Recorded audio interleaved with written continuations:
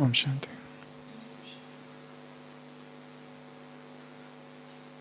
विरासत में मिली अथाह धन संपत्ति और जमीन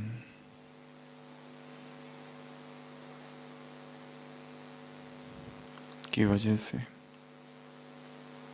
एक किसान अत्यधिक आलसी हो गया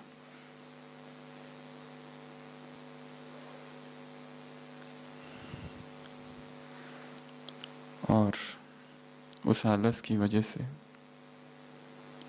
अब उसका ध्यान खाना पीना और सोना, उसके पास हुक्का था, उस हुक्के को गुड़गुड़ाना और उसके जो मित्र संबंधी थे वो इस बात का फायदा उठाने लगे। उसके जो नौकर चाकर थे वो भी नाजायज फायदा उठाने लगे।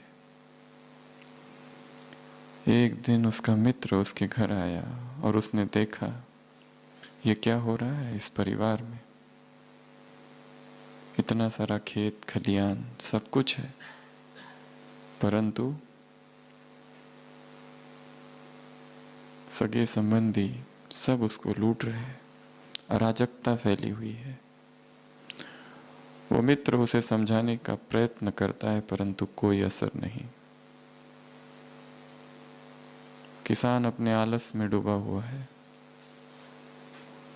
मित्र एक दिन उसे कहता है कि मैं एक ऐसे महात्मा को जानता हूं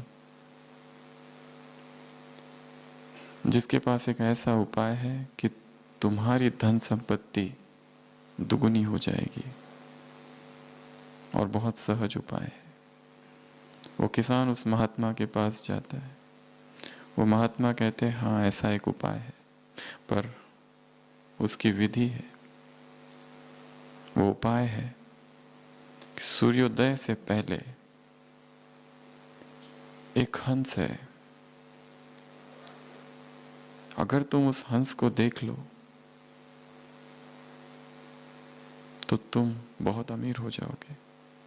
पर वो हंस ऐसा है कि मनुष्यों के देखते ही अदृश्य हो जाता है, पर तुम अगर उसको देख लो तो बस फिर तुम्हें जीवन में कुछ भी करने की आवश्यकता नहीं। वो आलसी व्यक्ति जो रोज सोता रहता है हंस की तलाश में, उस दिन सुबह सुबह उठता है, सीधा खेत खलियान में पहुंचता है, देखता है उसके ही मित्र संबंधी उसका अनाज, उसका खेत खाली करने में लगे हुए हैं और वो पकड़े जाते हैं। उन संबंधियों को शर्म आती है, माफी मांगते हैं। फिर वो वहां से गौशाला जाता है, उसकी बहुत बड़ी गौशाला है, देखता है उसके नौकर चाकर दूध चुरा रहे हैं, उनको पकड़ता है। देखता है यहाँ गंदगी बहुत है और बाकी नौकर तो सोए पड़े हैं, उनको जगाता है। बस फिर तो यही क्रम हर दिन, सुबह सुबह खोज किसकी? उस हंस की, जिसे देखते ही धन अपने आप बढ़ने लगे। पर वो हंस तो कहीं मिलता नहीं, परंतु रोज सुबह उठता है, टहलता है, घूमता है, फिरता है, स्वास्थ्य में सुधार आता है अपने आप। और फिर धीरे धीरे जो कुछ उसके पास था वो बढ़ने लगता है। वो जो नौकर थे सारे सजग हो उठते, काम करने लग पड़ते हैं। परंतु उसके मन में एक शिकायत तो अब भी है, हंस तो मिला ही नहीं। क्योंकि सब कुछ किस लिए किया जा रहा था? उस हंस को पाने के लिए, उस हंस को देखने के लिए। वो महात्मा के पास पहुंचता है, कहता है हंस तो दिखा ही नहीं। महात्मा कहते हैं हंस तो तुमने देख लिया। कौन सा? कौन सा हंस देख लिया? परिश्रम का, समय का। जो समय नींद में जा रहा था अब होश में बीत रहा है। जो समय पर जाग गया, जिसने समय को पहचान लिया, उसका जीवन सफल हुआ। व्यक्त महावाक्य है आज के, समय के महत्व को जानना अर्थात महान बनना। साराम संगम युग ही अमृत वेला है। जागरण का समय, सजगता का समय, प्रतिपल तटस्थ, प्रतिपल होश, एक पल की भी मूर्छा ना हो। मूर्छा अर्थात देहभान, मूर्छा अर्थात विस्मृति, मूर्छा अर्थात समय व्यर्थ गंवाना। उन सभी चीजों में जो ज्ञान नहीं, जो योग नहीं, जो सेवा नहीं, जो धारणा नहीं। बाबा ने कहा तुमने स्वयं के महत्व को जाना, बाप के महत्व को जाना, अब समय के महत्व को जानो। कौन सा समय चल रहा है? स्वयं से पूछना है। अध्यात्म एकांगी पगडंडी है। समूह का अपना महत्व है, परंतु परिवर्तन एकांत में होगा। सोलो वॉक, अकेले की यात्रा है। सभी के साथ रहते हुए दिनचर्या कारोबार न हो जाए केवल। गहन आंतरिक क्रांति प्रतिपल निरंतर होती रहे। क्रांति अर्थात स्वयं से विद्रोह, क्रांति अर्थात स्वयं के स्वभाव को पलटना, क्रांति अर्थात अवचेतन मन में छिपे हुए विकारों का वहां से निर्मूलन करना जहां से वो उत्पन्न हो रहे हैं। मन की उन गहराइयों को छूना जहां विकार है। चेतना इतनी गहरी चली जाए कि दो काम होने लगे। जो है विकार वो खत्म हो जाए और दूसरा नए प्रकट ना हो।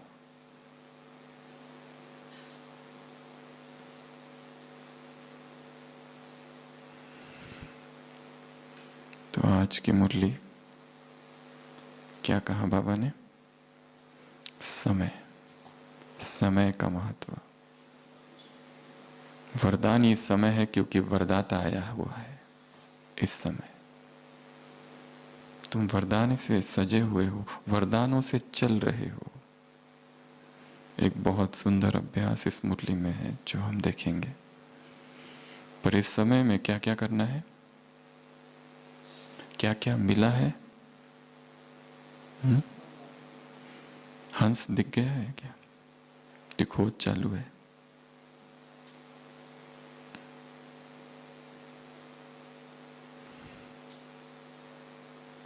जो कुछ करना है अब कर लो, जो कुछ बोलना है अब बोल लो, जितना जमा करना है अब कर लो। बाद में कुछ नहीं कर सकोगे। किसी ने अभी अभी एक दोहा भेजा, सूरदास, रे मन धीरज क्यों न धरे, संवत 2000 के ऊपर 2000 का संवत आएगा, उसके आगे ऐसा योग परे, पूर्व पश्चिम उत्तर दक्षिण चहु दिशा काल परे, सारी पृथ्वी पर काल मंडरा रहा होगा।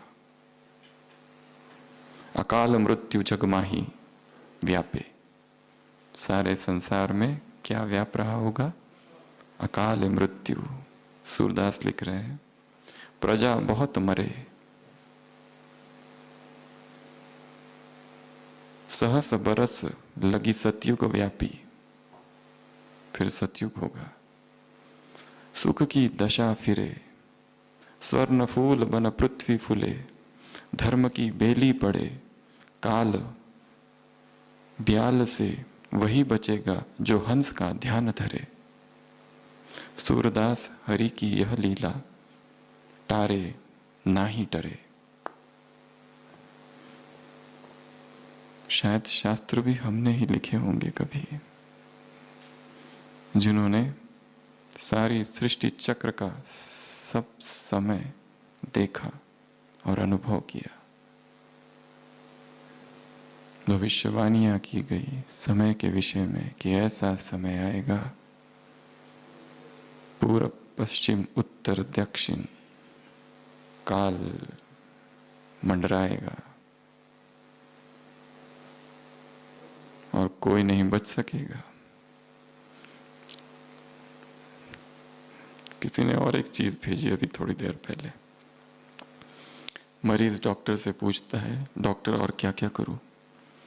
कोरोना से बचाव के लिए योग कर रहा हूं, वॉकिंग कर रहा हूं, नींबू पानी पीता हूं, हल्दी वाला दूध पीता हूं, च्यवनप्राश, अंकुरित अनाज, कच्चा लहसुन, कच्ची अदरक, बादाम, काबुली, अंजीर, खजूर, खुबानी, अफगानी, देसी मनुक का हर्बल काढ़ा, मुंह में लौंग और काली मिर्च, नाक में तेल, हल्दी और नमक का गरारा, अजवाइन की भाप, गर्म पानी पीता रहता हूँ, पतंजलि की तुलसी की गोलियाँ, गिलोय की गोलियाँ, नीम की गोलियाँ, होम्योपैथिक दवाई, आर्सेनिक और 2-3 नाम है, अंग्रेजी दवाई या HCQ, एजिथ्राल, आइवरमेक्टिन। डॉक्टर साहब और कुछ है तो बताओ।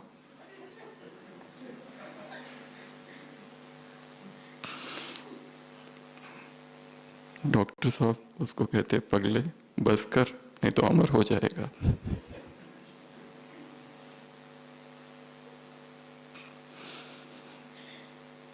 खोज बचाव की, स्वास्थ्य की, तो काल घूम रहा है, मंडरा रहा है हर एक के सिर पर। आज की मुरली में बाबा ने कहा, महाकाल के सामने खड़ा नहीं रह पाओगे।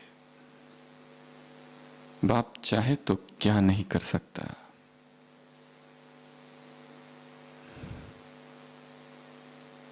तो इस समय में क्या करना है, क्या धारण करना है, क्या लेना है, क्या मिल रहा है, क्या महत्व है इस समय का। तो इस मुरली से हम ऐसी 14 बातें देखेंगे जो बाबा ने दी है, जो करनी है, जो हम है या बनना है या बन रहे हैं। सबसे पहला, योगी। क्या बनना है? योगी। और योगी की परिभाषा, जो साथ है, जो भगवान के साथ निरंतर है वो योगी, जो उससे दूर है वो भी योगी। बाबा ने कहा फिर चेक करो, अंतर्दृष्टि, आत्मनिरीक्षण। क्या इस समय मैं भगवान के साथ हूं? उसका साथ अर्थात उसकी याद। इसी को स्वतः सहज योगी कहा बाबा ने। योगी बनना अर्थात कोई बहुत कड़ा पुरुषार्थ नहीं है, सहजता है। योग अर्थात ही सहजता, अध्यात्म अर्थात ही जिसमें नेचुरल नेचर बन जाए, जिसमें कोई हिसाब ना रह जाए। या कोई ऐसा कोई हिसाब करके रखता है मेरे आज 50 अमृत वेला पूर्ण हुए, नहीं। क्यों? क्योंकि सहज है, रोज ही है। मैंने आज तक इतनी मुरलियां सुनी, ऐसा कोई हिसाब नहीं रखता। क्यों? क्योंकि वो जीवन शैली है, क्योंकि वो जीवनचर्या बन चुकी है, स्वतः हो रहा है।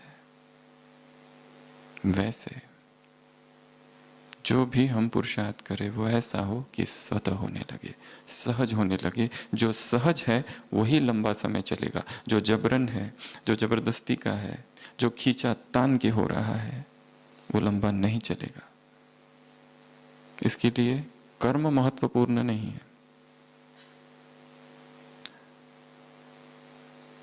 Mental conditioning, neural wiring and rewiring, internal belief system, यहां परिवर्तन करना है।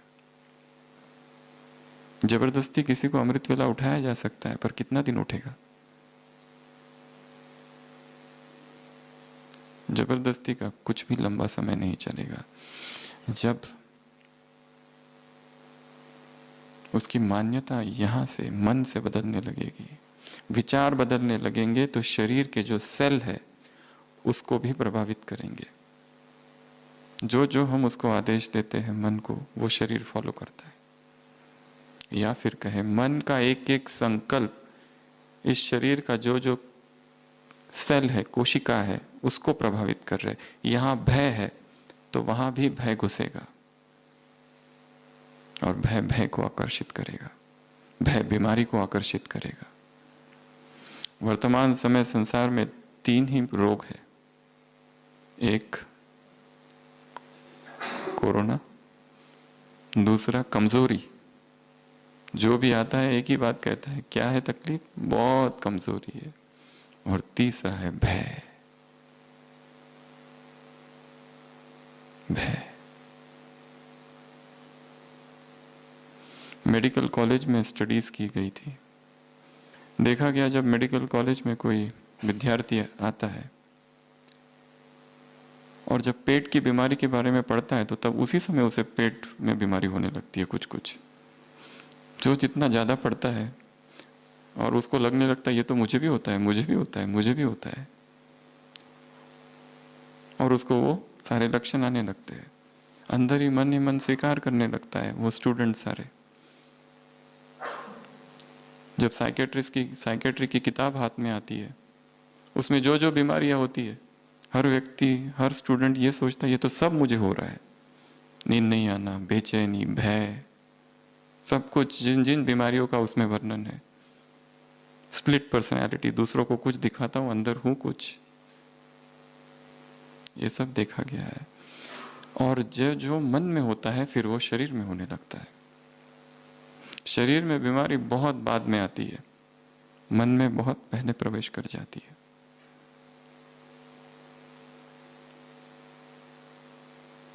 इसलिए मन को मजबूत बनाना है, मन को शक्तिशाली बनाना है।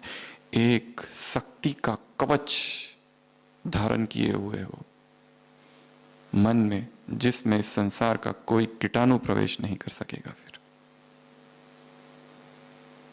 एक कठोरता, कटुता नहीं, कठोरता।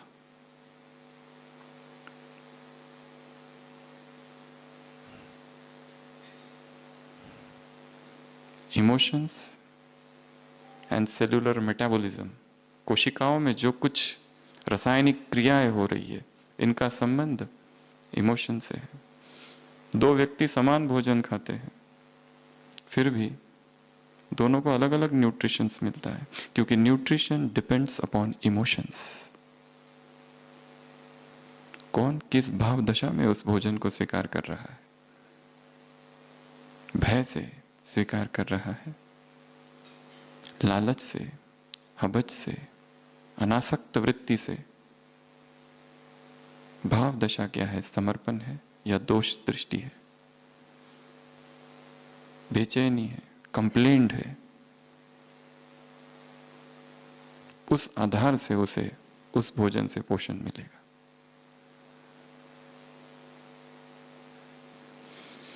तो सबसे पहला योगी, योगी अर्थात जिसका साथ और जिसका साथी भगवान है, ऐसा योगी बनना, निरंतर योगी बनना, सतत योगी बनना, सहज योगी बनना, ये पहला काम है जो इस समय करना है। क्या मैं योगी बना हूं? योगी अर्थात योग की क्रियाएं करने वाला नहीं, स्वतः जिसका साथ संबंध भगवान से है। दूसरा ज्ञानी। यहाँ पर बाबा ने ज्ञानी की परिभाषा में सेवा को ला लिया आज। ज्ञानी अर्थात वो नहीं जिसने बहुत ज्ञान का अध्ययन किया है। ज्ञानी अर्थात जो सेवा में साथी और सहयोगी बना है, क्योंकि ये समझ उसे मिली है कि ये जीवन किस लिए है। ये ज्ञान उसे मिला है कि भगवान साथी है इस समय, तो जीवन उन किसी भी कार्यों में नहीं लगाना है जो व्यर्थ है। जीवन लगाना है सेवा में, सहयोग में। और एक चीज यहां पर जोड़ी, कर्ता भाव नहीं। करण करावनहार वो है, मैं कौन हूं? करणहार हूं। अगर अपने को अकेला कर दिया तो क्या होगा? मैं। और जहां मैं है वहां क्या है? म्याऊं म्याऊं। मैं आऊं, मैं आऊं, मैं आऊं। क्योंकि माया क्या है? बिल्ली।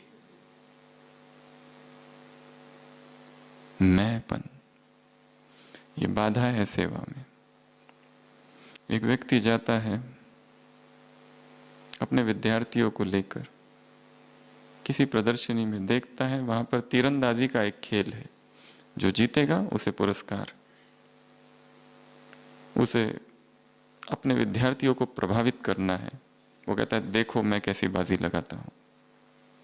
तीर उठाता है, प्रत्यंचा पर चढ़ाता है और लगाता है। वो निशान तो बहुत दूर, कई फीट पहले ही गिर जाता है। वो सब हंसने लगते हैं। वो कहता है क्या तुम लोगों को पता है ये तीर किसका था? सब लोग आश्चर्य से देखते, किसका? वो कहता है ये उस सिपाही का था जिसमें बिल्कुल आत्मविश्वास नहीं है। वो दुकानदार भी आंखें फाड़ फाड़ कर देखता है, ये क्या कह रहा है? ये तो बड़ी दार्शनिक बातें हैं। वो दूसरी बार तीर उठाता है, फिर चलाता है। तीर निशाने के आगे जाके गिरता है। लोग फिर हंसते हैं। वो कहता है ये तुमको पता है ये किसका तीर है? ये उस सैनिक का तीर है जो ज्यादा ही आत्मविश्वास से भरा हुआ है। फिर तीसरी बार तीर लेता है। लोग तो अब आश्चर्य से देखते हैं अब क्या होगा, और संयोगवश तीर निशाने पर लगता है। लोग पूछते हैं ये किसका तीर था? वो कहता है मेरा। जो पहले गिर गया वो उसका जो कम आत्मविश्वासी है, जो आगे चला गया वो उसका जो ज्यादा आत्मविश्वासी है, और जो निशाने पर लगता है वो मेरा। जो पुरुषार्थ मैं करता हूं वही सही है, और जो कम कर रहे हैं या थोड़ा अति कर रहे हैं उनका नहीं लगता है। जिस ढंग से मैं अमृत वेला करता हूं वो ठीक है। ये लोग जो कर रहे हैं वो थोड़ा ज्यादा ही कर रहे हैं या तो थोड़ा कम कर रहे हैं। मैं जो बातें बोलता हूं वो सही है, और ये लोग जो बोलते हैं ना, इसमें मनमत है, इसमें श्रीमत कहाँ। जो मैं कह रहा हूं वो अनुभव युक्त है, इनके पास कहां से अनुभव। मनुष्य की चेतना मैं के इर्द गिर्द घूमती रहती है। जो कुछ मैं सोचता हूं वही सही है। ये मैं जब आता है तो माया कहती है मैं आऊं, मैं आऊं, और आ जाती है।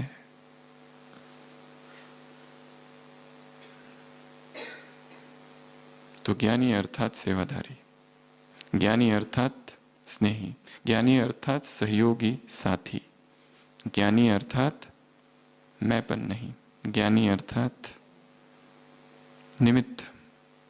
करण करावनहार वो है, मैं निमित्त करणहार हूं। ये दूसरा काम करना है इस समय, इस वरदानी समय में। और तीसरा काम बाप समान कर्मातीत बनकर रिटर्न जर्नी। बाबा ने कहा है कर्मातीत की गुह्य परिभाषा बाद में सुनाएंगे, वो अगले संडे की मुरली है। ये मुरली है 14 तारीख की, वो मुरली है 18 दिसंबर 87 की, जो चलेगी 25 अप्रैल अगले संडे। कर्मातीत स्थिति की गुह्य परिभाषा। और इस जाने के लिए बाबा ने 4 बातों की आवश्यकता है बताई। समान बन के अगर साथ चलना है तो 4 चीजें चाहिए। कौन सी? कौन सी चीजें चाहिए? मुरली सुनी भी है सबने और पढ़ी भी है, और सेवाएं भी थोड़ी कम है तो ज्यादा समय पड़ी होनी चाहिए। पहली, तैयारी। बिना तैयारी के साथ नहीं चल सकते।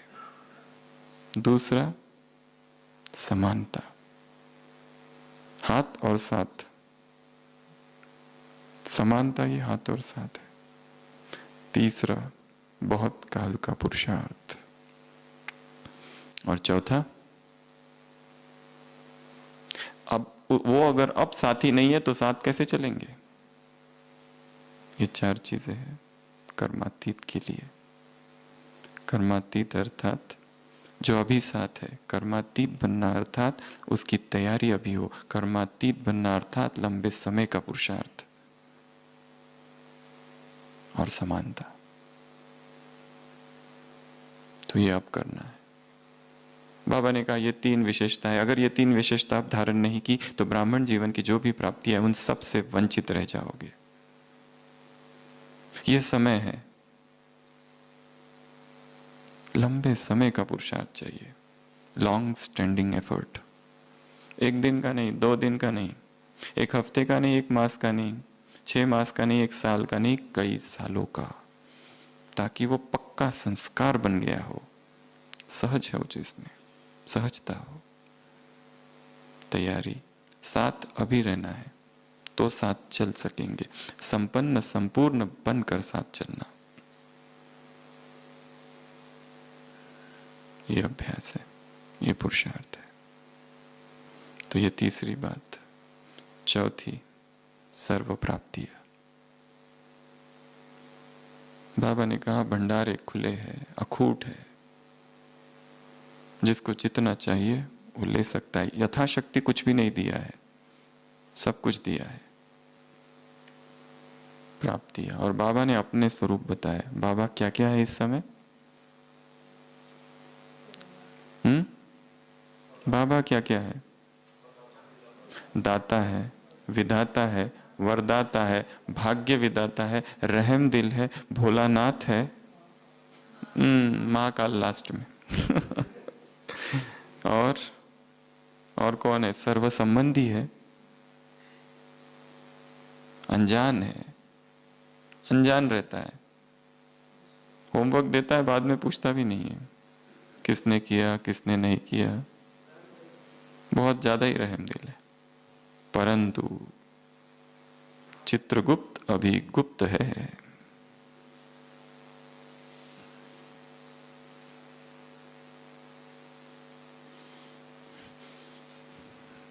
खजाने दिए हैं,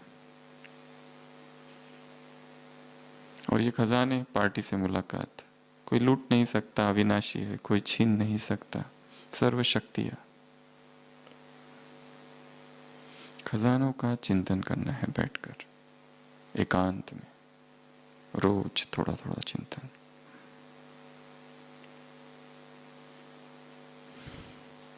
पांचवा, मदद। जैसा कर्म वैसा फल, जैसा कर्म पदम गुना मदद। ऐसी मदद सतयुग में भी नहीं मिलेगी। वहां तो खाते हो और गिरते हो, जमा कहाँ करते हो? यहाँ। वहां 16 से 14, 16 बनते कहाँ हो? कला संपन्न। अब तो जितनी मदद चाहिए उससे ली जा सकती है। मदद का सागर है वो, आह्वान करना है उसका। जो चीज में कठिनाई महसूस हो रही है, बैठकर बाबा का आह्वान करो। बाबा मेरे साथी, क्या है वो महावाक्य? मीठे बाबा मेरे साथी आ जाओ, मदद करो। 31 दिसंबर 2008। अव्यक्तवाणी। बुलाना है उसको, आह्वान करना है उसका हर कठिन कार्य में। हर कठिन कार्य से पहले उसका आह्वान और हर कार्य होने के बाद धन्यवाद। इसको अपनी आदत बना लेनी है।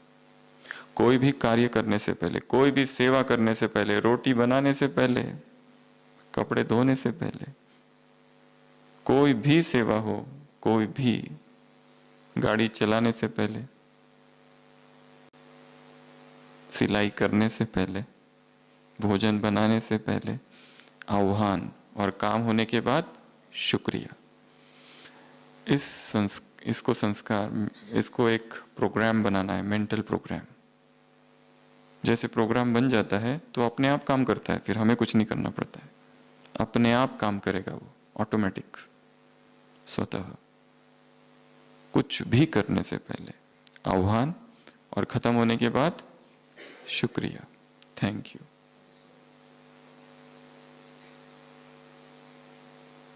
पर ये इतना आसान भी नहीं है, भूल जाता है। इसकी लंबे समय की प्रैक्टिस चाहिए, लंबे समय का अभ्यास। जैसे कोई भी चीज़ शुरुआत में कठिन लगती है, कोई बच्चा साइकिल चलाना सीखता है, गिरता है, पर एक बार चलाना आ जाए तो कितना मज़ा आता है उसको, बहुत मज़ा आता है। किसको तैरना नहीं आता है, पानी को देख देख कर ही डर लगता है। उसके अभिभावक, उसके पेरेंट्स क्या करते हैं, स्ट्रिक्ट हो गए ना, धकेल देंगे उसको कुएं में। वो कहता है मर रहा हूं, मर रहा हूं। मरने दो, पहले जैसा सिखाया था वैसा करो, हाथ और पैर दोनों एक साथ हिलाओ, चलाओ। और एक पल ऐसा आता है जैसा डूब गया, आवाज बंद उसकी, अब तक चिल्ला रहा था,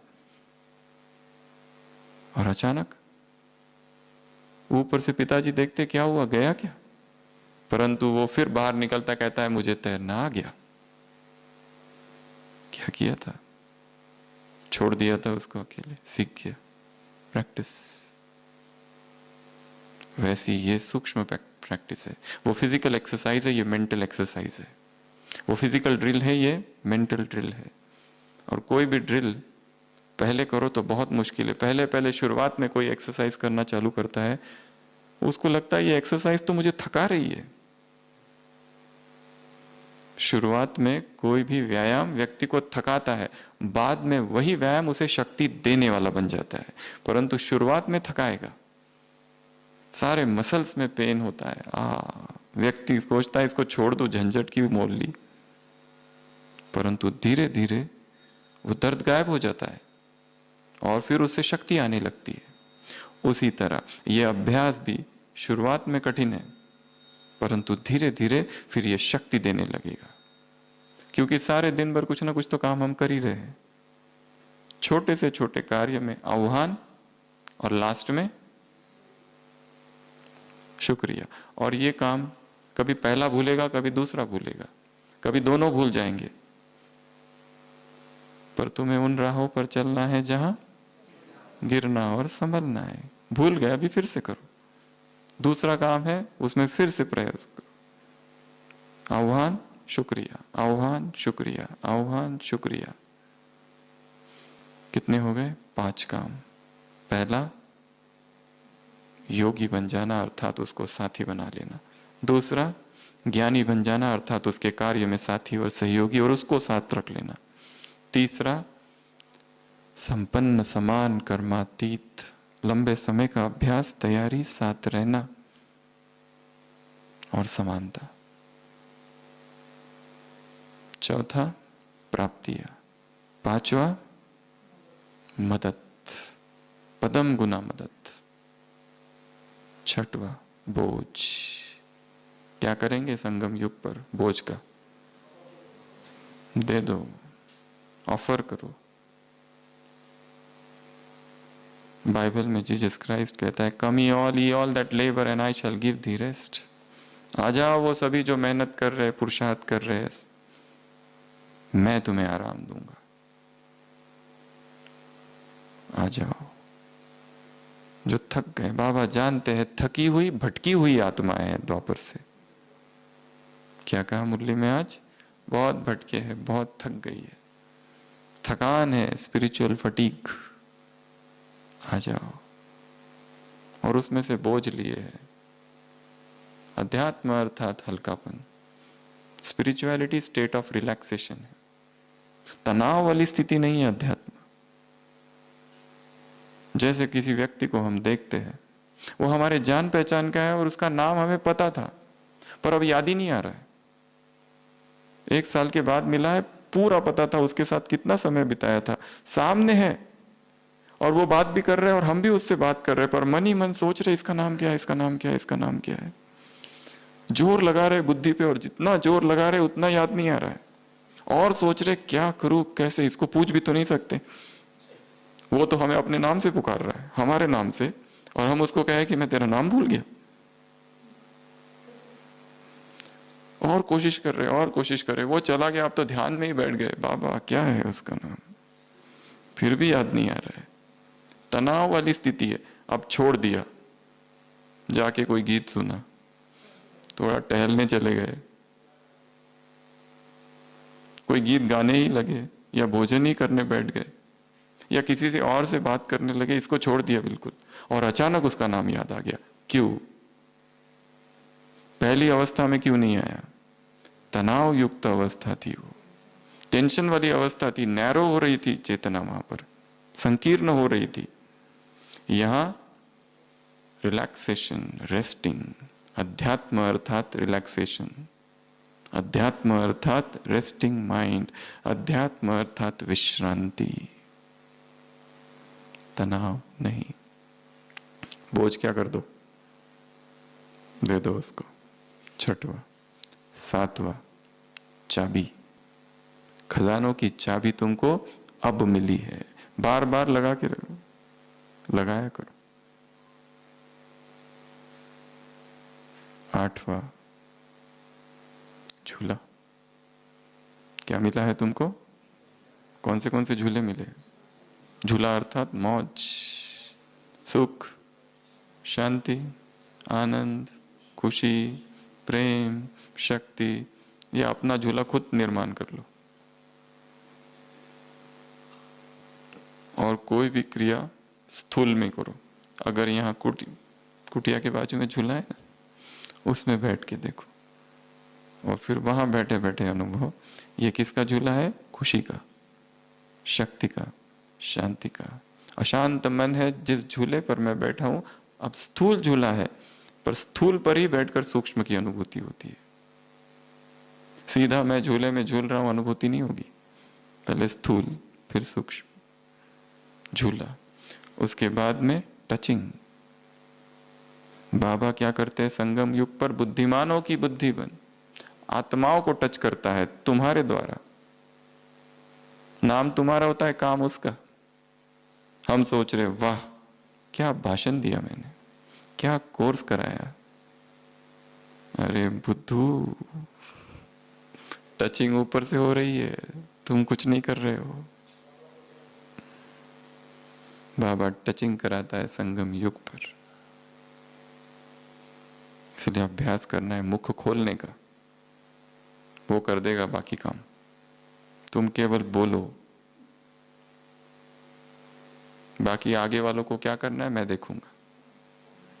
जो तुमने पॉइंट बोली नहीं, वो उनको टच हो जाएगी।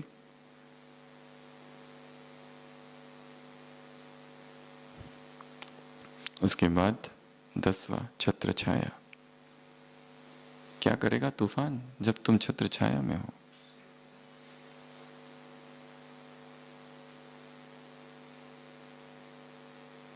तो संगम युग पर स्वयं भगवान छत्र छाया है। संगम युग पर बाबा टचिंग करा रहे, संगम युग पर वो चाबी दे रहा है, संगम युग पर वो सारा बोझ ले रहा है। कितने हुए? 10, 11, माफी।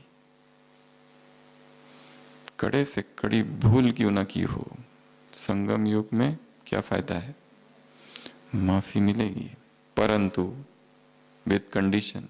कोई कह रहा है माफी मांग लो चलाने के लिए, बाबा तो भोला है, उसको याद कहाँ रहता है? कितनी मुरलियों में कहा अगली बार बताऊंगा, अगली बार कभी बताया नहीं। उसे कुछ याद नहीं रहता है, माफी मांग लो, लेटर लिख लो, कुटिया में जाके काम पूरा हुआ। एक कंडीशन है माफी की, कौन सी? महसूसता। आप सबको एक काम दे रहे हैं, महसूसता कैसे करें अपनी मिस्टेक का, अपनी गलती की। दूध का धुला तो कोई नहीं है।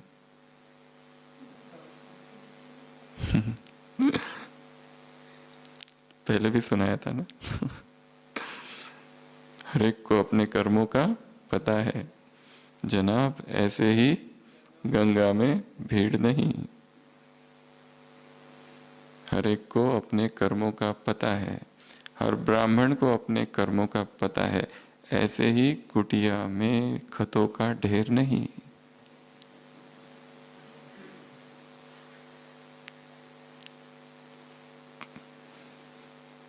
क्या किया जाए जिससे महसूसता हो? एक तो ये सोचना चलो हो गया छोड़ो, हम अपनी जो गलतियां होती है उसके प्रति एकदम रहमदिल है, और दूसरे ने इतनी बड़ी गलती उसे छोड़ना ही नहीं, स्वयं को तुरंत माफ कर देते हैं। एक रीति से करना भी चाहिए, परंतु महसूसता के साथ उस मिस्टेक को एनालाइज करना है, हर रीति से, हर ढंग से उसे देखना है, वो कब हुई, कहाँ हुई, किसके संदर्भ में हुई, किस परिस्थिति में हुई, किस कालखंड में हुई, किस स्थान पर हुई। स्थान ने भी प्रभावित किया है, समय ने भी प्रभावित किया है, मन की दशा कब थी। शायद वही चीज अगर अमृत वेले का समय होता तो नहीं होती, तब माइंड पावरफुल था, सारी दिन भर में कर्म करते करते माइंड डल हो गया, शाम को वो बात हुई, महसूस था, रियलाइजेशन। और महसूसता होगी तो फिर तो माफी मांगने की भी आवश्यकता नहीं, फिर तो ना खत लिखने की, ना प्रतिज्ञा करने की आवश्यकता है, कुछ भी करने की आवश्यकता नहीं। जब इतनी गहरी, इतना डीप रियलाइजेशन होता है, जब पता ही चल गया कि वो व्यर्थ था, अब कुछ करने की आवश्यकता नहीं। परंतु वो महसूसता इतनी इतनी इतनी गहरी हो, इतनी डीप हो, और उसके लिए लंबा एकांत चाहिए, मौन चाहिए, कुछ घंटे बिताने पड़ेंगे, उस मिस्टेक को आंखों के सामने लाना पड़ेगा, उसको हर तरह से देखना पड़ेगा, जांच पड़ताल करनी पड़ेगी, साक्षी होकर क्यों हुआ ये। क्योंकि ऐसा अगर नहीं करेंगे, उसको हल्के में लेंगे, तो वही मिस्टेक दोबारा होती रहेगी, हर बार वही पश्चाताप, हर बार वही खत, हर बार वही माफी मांगना, sorry sorry sorry. Sorry drama में होती नहीं है, हल्का हो जाएगा वैसे तो।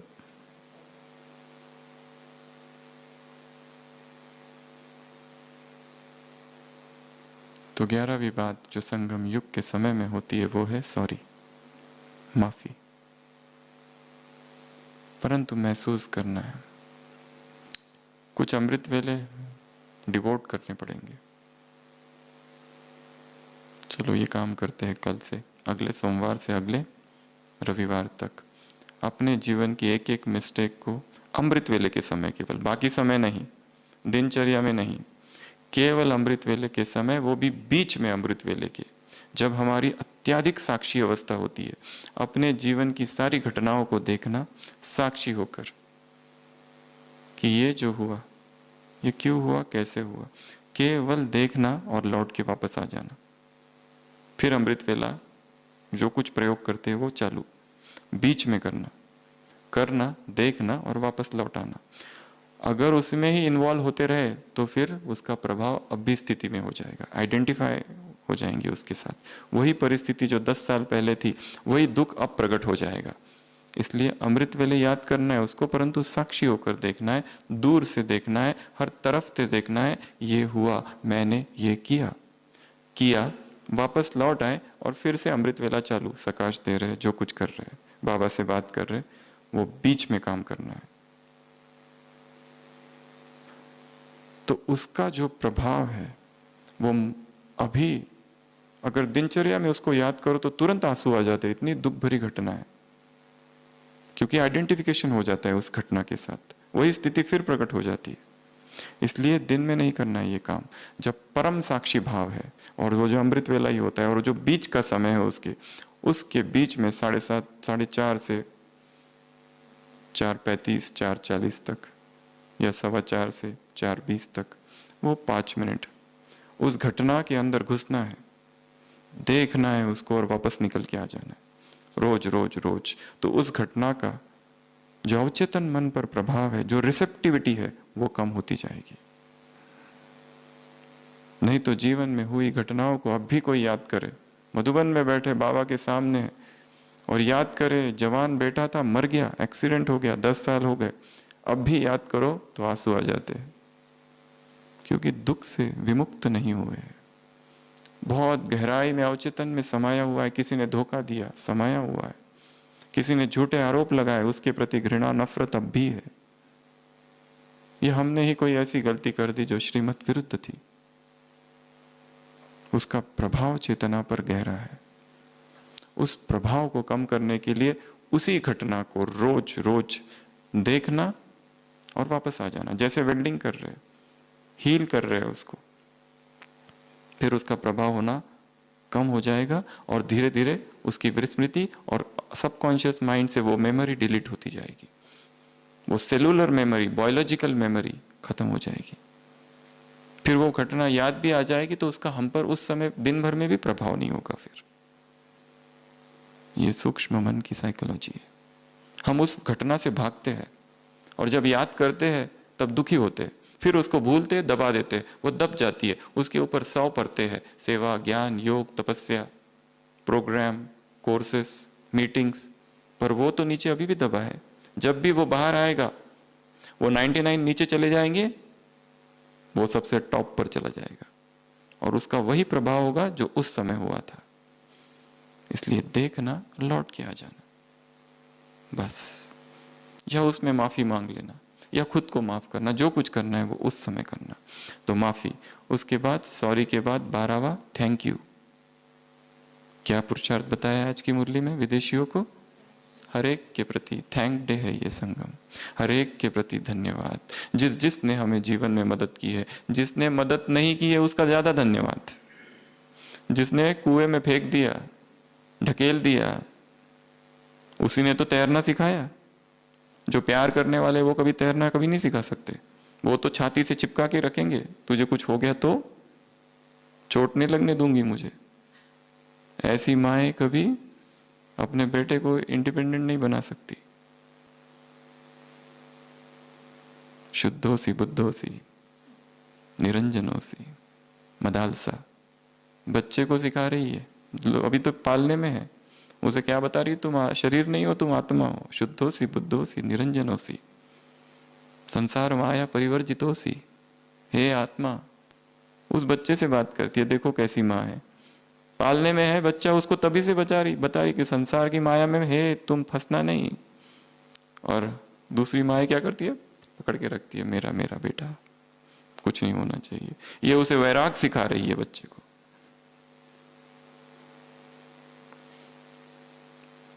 Thank you. उसके बाद में 13वां 14वां, ये दोनों बीमारी से जुड़े हुए हैं। 13वां है एक बहुत सुंदर अभ्यास, हर एक कर्मेंद्रियों के लिए वरदान लेना है बाबा से। क्या करना है? कितनी नई बात है ये। तुम्हारे नैनों को वरदान, तुम्हारे हाथों को वरदान, तुम्हारे कदमों को वरदान, दादियों से कहा ना बाबा ने, सबको वरदान है। तुम्हारे मुख को वरदान है, जहां दाते हो लोगों को बाबा की दृष्टि तुम्हारी दृष्टि में नजर आती है। और बाबा ने ये वरदान सबको दिए है, किसी एक को नहीं दिया। और एक वरदान में सारे वरदान समाये हुए, समान भाव अव्यक्त होते हुए ये वरदान दिया था। तब सारे महावीर थे, केवल तुम ही नहीं थे। सारी विश्व की आत्माएं समान सामने थी, सारी ब्राह्मण आत्माएं बाबा के सामने। एक एक कर्मेंद्रियों के लिए वरदान लेना है। अब इसका प्रयोग कैसे करें? जिसको जिस अवयव की बीमारी है, जिसका जो ऑर्गन डैमेज है, उस ऑर्गन के लिए भी बाबा से वरदान। जिसका पेट ही खराब रहता है, अमृत वेले सोचो बाबा ने मेरे पेट के ऊपर ही हाथ रख दिया है। पेट को वरदान, एक एक कर्मेंद्रियों के लिए वरदान। जिसके फेफड़े कमजोर है, फेफड़े के लिए वरदान। जिसका हृदय कमजोर है, हृदय के लिए वरदान। जिसकी हड्डियां कमजोर है, हड्डियों को वरदान लो सुबह सुबह बाबा से। तो वरदान लेना है इंद्रियों के लिए। जिसकी दृष्टि बार बार विचलित होती है, खराब होती है, अमृत वेले उस दृष्टि के लिए वरदान दो। इन आंखों को वरदान दो बाबा से। अपनी जिह्वा को वरदान दो। अपनी वाणी के लिए वरदान दो। हे सरस्वती, जिह्वा पर आकर विराजमान हो जाओ, जिसमें अमृत धार बहे। फिर हृदय को वरदान, पेट को वरदान, हाथों को वरदान। जिसको कमजोरी कमजोरी कमजोरी, सुबह ही वरदान ले लो। सारी हड्डियां और सारी मांसपेशियां शक्तिशाली हो रही है। ऊर्जा का कवच धारण किए हुए घूमो इस कोविड काल में। कोई कीटाणु उस कवच के अंदर प्रवेश नहीं कर सकता। ये सुना ना क्या क्या कर रहा है व्यक्ति? कितने थे वो? 27 पॉइंट है। पूछता है डॉक्टर और कुछ करना है तो बताओ।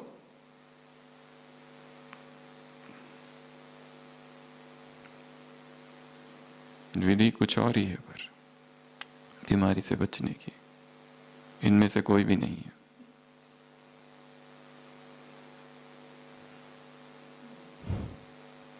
ऊर्जा, वो ऊर्जा पर काम करना है। जितना शरीर में किचड़ा होगा बीमारी आएगी।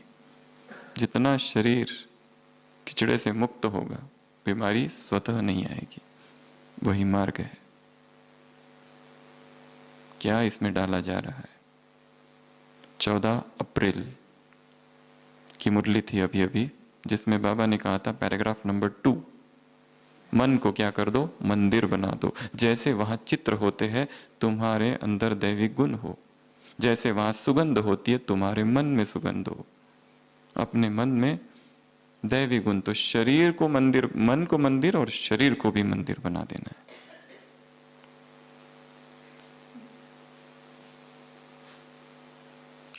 कुछ भी अखाद्य इसमें नहीं डालना है। कुछ भी जो हमारा भोजन नहीं है वो उसमें नहीं डालना। अपने आप शरीर स्वस्थ हो जाएगा। तो कितनी पॉइंट्स हो गई? 13। और लास्ट बीमारी। और बीमारी आ भी जाए तो बाबा ने क्या कहा? ये रूपरेखा है, दाव उसने नहीं दिखाया बीमारी ने, क्योंकि बाप का साथ है, बाप की दुआएं है। और तुम बीमार भी अगर पड़ो तो क्या कहा बाबा ने दादियों को? सेवा का साधन बन जाए तुम्हारी बीमारी। अपनी भी सेवा करो। अब तक जो एकांत नहीं मिला था, उस क्वारंटीन पीरियड में एकांत का आस्वादन करो, बजाय इसके कि डॉक्टर को फोन पे फोन, फोन पे फोन, फोन पे फोन, अभी ये हो रहा है, अभी वो हो रहा है, अभी वो हो रहा है। शांत हो जाओ, स्थिर हो जाओ। मौन दिया है इस बीमारी ने, एकांत दिया है। अब अपने ही शरीर को देखो, क्या ऐसा किया कि जिससे ये बीमारी हो गई? और क्या अगर बीमारी होने के बाद में भी, जिसको एक बार हो गया और उसके बाद में भी उसने अपने जीवनचर्या में, खान पान में कोई परिवर्तन नहीं किया, तो शायद इस बीमारी से उसने कुछ भी नहीं सीखा। जिनको हो गई, उसके बाद का जीवन, post Covid life should be different. फिर वो ना हो जो पहले था। क्योंकि देखा ना क्या क्या हुआ, कैसे वायरस सीधा फेफड़ों को अटैक करता है। ऐसी कमजोरी जो महीनों महीनों चलती है।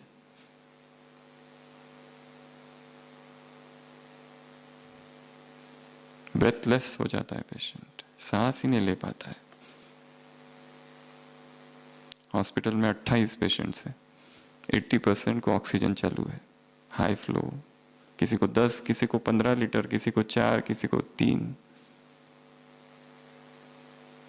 एक भी स्टेबल नहीं है।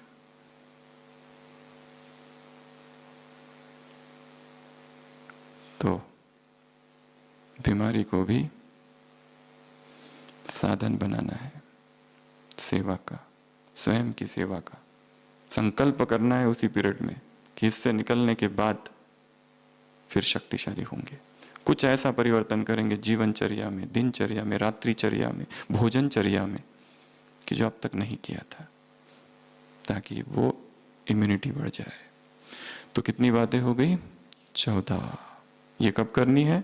अब इस संगम युग में। ऐसे ज्ञानी तो आत्माओं को, योगी तो आत्माओं को, कर्मातीत आत्माओं को, बाप समान आत्माओं को, सर्व प्राप्ति संपन्न आत्माओं को, झूले में झूलने वाली आत्माओं को, बोझ बाप को देने वाली आत्माओं को, समय के महत्व को जान महान बनने वाली आत्माओं को, ऐसे माफी मांगकर हल्का होने वाले आत्माओं को, सच्ची दिल की महसूसता से की विधि से माफी मांगने वाले ऐसी आत्माओं को, ऐसे चाबी से खजानों को प्राप्त करने वाली आत्माओं को, ऐसे छत्र छाया में रहने वाली आत्माओं को, ऐसे